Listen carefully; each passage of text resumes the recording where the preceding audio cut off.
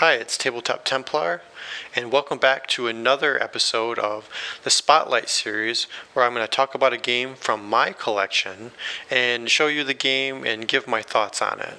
So today we have Victory Games' The Civil War 1861 to 1865. Now, I really enjoyed this game. I think that this is probably my definitive Civil War board game. I think that it does a great job of simulating quite a few things. While it's not a figure game where you like a Axis and Allies type where you just throw dice. There is a lot of strategy in it, and it does a pretty good job of simulating the Civil War. I think it's not technically Avalon Hill, but it's basically along the same lines of the kind of the bookcase type games. I really enjoy this. There are quite a few other Civil War games that are out there, but I think that for me, this is the one. This is my Civil War game. So this one, it just has generic counters, generic strength points, I should say. Cavalry is used, but they're kind of used for the leaders. This is definitely very much a leader kind of game. The leaders can make or break, just as it was in the Civil War, the war for you. So here are the Union leaders. Union leaders are white, and then the green are the army counters. So you want to create armies in this one. And then here are some extras, and then there's Native Americans, and some just generic counters for different theaters. So this covers pretty much the entire war. There's navies. There's both. There's the Union strength points, and there's also river boats. So it covers quite a bit. And there's also commerce raiders from the Confederacy. Here's the Confederate Army tokens, Army of Northern Virginia. And here are the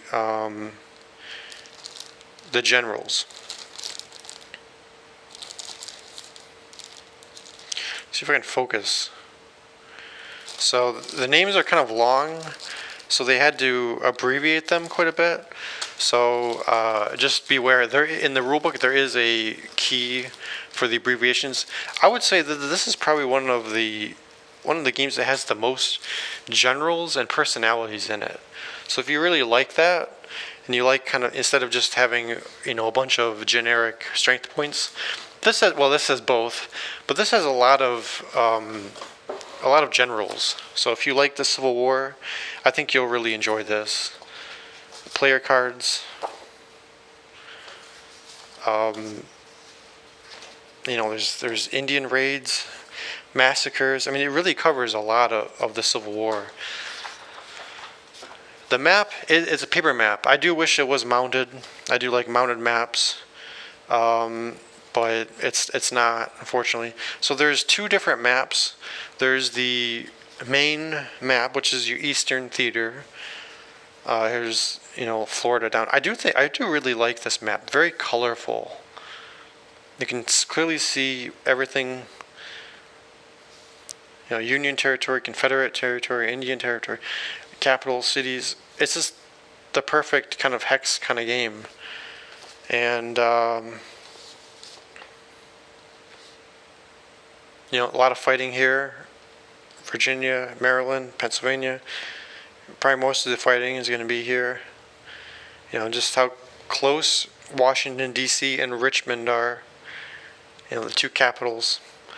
So it extends quite a bit. You're talking about it really covers the entire Civil War. So you're talking about, this is Oklahoma over here, and then this is the East Coast. So there's a lot of space. Florida, Louisiana, Mississippi, Alabama. It really covers the entire war. Everything in a hex. All the capitals are there. And this is really the main game, because there's also a Far West version, which I'll show you in a second. I would say that if I was going to play this, I would skip the Far West unless you really, really are interested in it. It provides a whole map of really the western half of Oklahoma, Texas, a little bit of Mexico down here, and then New Mexico. It's just a lot of, I think, extra stuff that you really don't need. I don't think you need to play the Far West. And I definitely recommend your first time playing, do not play the Far West. Just play this map. It's a pretty thick rule book. And oh yeah, here's the leader abbreviations. Look how many generals there are. Confederates, Union, I mean, look at a rule book with the bibliography. I mean, it covers, you can tell that the people who made this love the Civil War, were big Civil War buffs. This is a thick rule book. There's no numbered, but there's quite a bit. And there's different scenarios if you want to set up, depending on, if you don't want to play the entire war, you just want to start in maybe 1864, 1862. And then here's the Far West option. And then the different tribes. I would stick, I would probably leave the Far West out, at least the first time. But it really does a good job of explaining everything, how the movement works. This might not be the best first war game. It's a little bit complex, but I guess if you really love the Civil War and you just want to get into it, then to me, like I said, this is my definitive Civil War board game. If I want to fight the Civil War, this is the game that I choose. I just really think that it does a good job of incorporating a lot of the complexities of the war. Blockades and supply and trying to flip the different states. I think it really encompasses everything. And again, it's a game that you can sit down and play, and it doesn't have to take months, weeks, days to play. You can play it in an evening. If you want to play the main one, that might take a little bit longer, but it's not going to take weeks to play this. It's fairly it's pretty manageable. This can be a little bit longer than, say, the other games I've showed you.